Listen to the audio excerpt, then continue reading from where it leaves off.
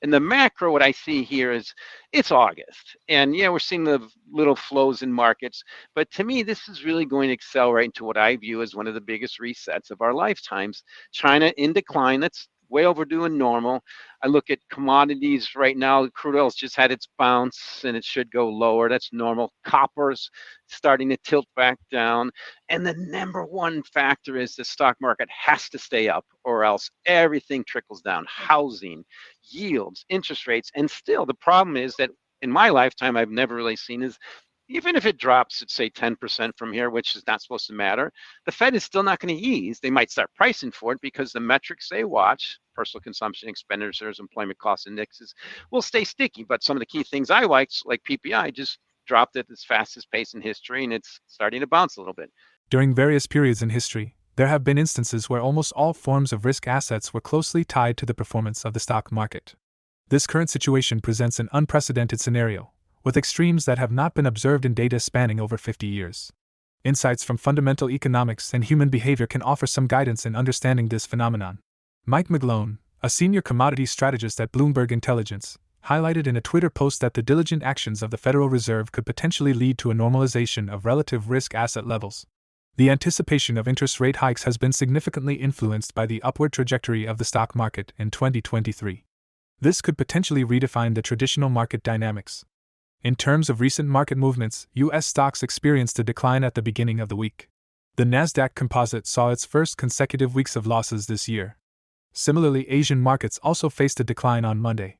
Notably, shares of the Chinese real estate giant Country Garden reached a historic low due to the announcement of suspended bond trading amidst financial difficulties. As the summer months draw to a close, investors are keeping a close eye on potential rebounds later in the week. Notable companies like Target, Home Depot, and Walmart are set to release their earnings reports, and retail sales data for July is scheduled for release on Tuesday. In a video, McGlone delves into various topics such as significant sell-offs, inflation concerns, and negative money supply. He also makes a connection to assets like Bitcoin, referring to them as a type of stablecoin. Please take a moment to like this video, subscribe to the channel, and don't forget to drop your comment and observations in the comment section below. Thanks and enjoy the video. US, okay, neutrino, you get around 5%. In China, you're getting 2%. Well, good luck with that one. Not much happening there. In Japan, you get nothing, maybe a couple basis points. In Germany, the third largest economy, you get 3%. You're still getting 200 basis points more in the US. And in England, you get about the same. What's the safest asset in the planet? It's still US Treasuries. You're going to get those dollars back. And then, of course, you have 11 aircraft carrier battle groups protecting you. So I look at this as that environment about debt.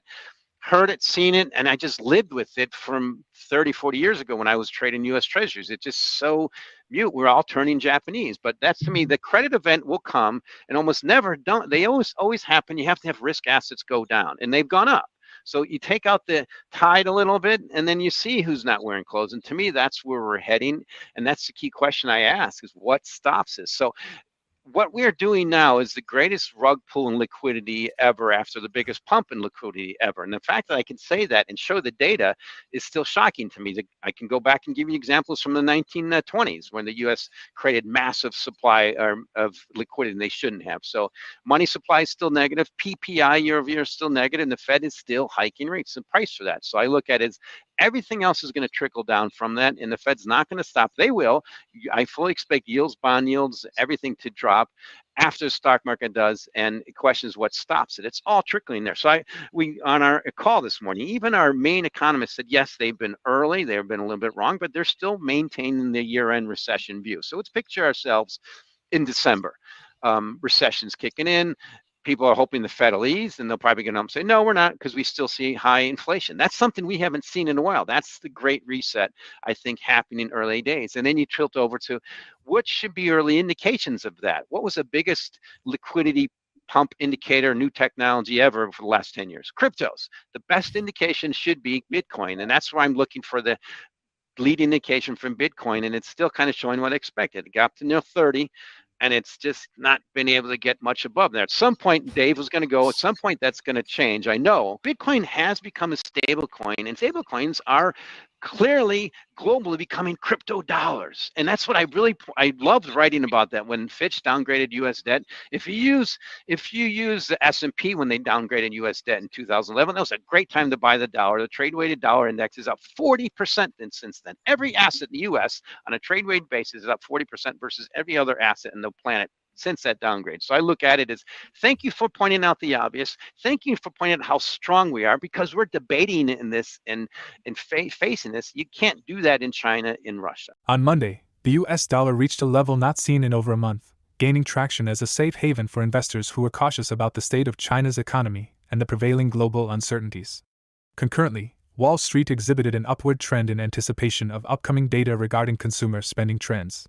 The dollar index, which gauges the dollar's performance against a selection of 6 major currencies, recorded a 0.19% increase, reaching 103.04. This ascent marked its highest point since July 7th. The dollar's ascent was fueled by reports that China experienced a significant decrease in new bank loans during July, despite policymakers' efforts to lower interest rates. Additionally, investors expressed concerns over potential disruptions at China's largest private property developer, Country Garden, apprehending possible repercussions on both homebuyers and financial institutions. Let's now turn our attention to insights shared by Mike McGlone regarding the state of equity markets and the Chinese property sector. The key thing we need to look forward to is, unfortunately, there's plenty of times in history money just leaves the system and you just poof, it goes away. And that's what I think is going to happen in the equity market. Remember, we've had this, it's really been since the low in 2009. But what's changed, the key thing is that's helped boost the equity market to highest levels ever versus housing, versus GDP, versus sales, you name it. And versus the rest of the world, the U.S. stock market. That to me is where it's the train wreck I see happening. Is the Fed's not going to be there to save the equity market. And right now, it's doing the equity investors a favor, particularly people who are retired in Florida. Turn off CNBC, stop trading stocks. I mean, it's the biggest casino in the world, and just put your assets into these treasuries that the government has pumped up to these high yields. When you get to that deflationary trajectory, I didn't say if, because it always has happened that way. You get deflation after these type of events and this type of action. And particularly now we're in an environment where we're in terms of technology, pushing prices down, one of the most deflationary environments ever. Book of Price Tomorrow by Jeff Booth, Super Abundance, another book I've read. They're all tilting that way. To me, that's what's going to happen. Is the Fed's not going to save you the first move, that first 20%, 50% down, and then it gets over to potential depressionary levels. That's what I'm afraid of. The key thing is right now, that's the current trajectory. We've had the bounce. We know the Fed's not going to save us. The market's still living this hopium, which is not my word. I stole from someone else, I think, on your program, but it's appreciate the classic crypto term. So thanks for the mention, David. It's a classic crypto, but it's great. I love mentioning that with people. Like you mentioned boomer rocks to people in gold conference. They had no idea. I'm like, you didn't know what a boomer rock was? Okay, but back to the key things. That's the scenario I think we're going to. That's my base case. It's been my base case for over a year. I know it's early, it's been wrong, but it's tilting that way. I can show you it's happening in commodities, it's happening in inverted curve, leading into economic indicators still at -8%. You look at the potential for recession from the New York Fed's probability of recession from a yield curve. It's the highest since 1982. Great, maybe that stuff doesn't matter. But then you have to put this in the context of rational human nature and economics and history. What we've done is distorted all the models. And now we're going back to normalization. And I think we're going back to that world where bad news is going to be bad news and good news is going to be good news. It's going to take a while for that transition. Potential iteration, I completely agree. Remember, we have good example for what's happening. We're all turning Japanese. Now we kind of got away from that short term, but we're all going back there. But I have to, just one thing I did appreciate a column that was written by my colleague Niall Ferguson this week. And the economy is not a plane, it won't land gently.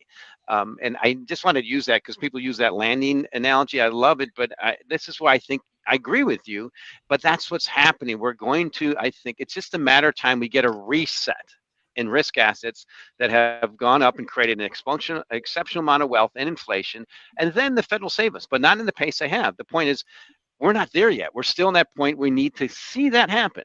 And that's why I look at it. That's why I say, just there's certain times in life you're supposed to say thank you, U.S. government, too, and good luck. People overweight the stock market. Federal Reserve officials are divided over whether to proceed with the 12th interest rate increase for economic stability, or maintain the status quo. Market indicators point to a high probability of a rate hike pause in the upcoming month. This split became evident in the June meeting minutes, where opposing members shifted toward considering a rate increase in July. The recent meeting resulted in a unanimous quarter-point rate increase, the highest in 22 years. Fed Chair Jerome Powell's insights at the Jackson Hole Symposium are awaited for clues about the Fed's direction going into September. For more Daily Dose Crypto news, check out these 2 awesome videos on your screen. Click now and we will see you on the next video.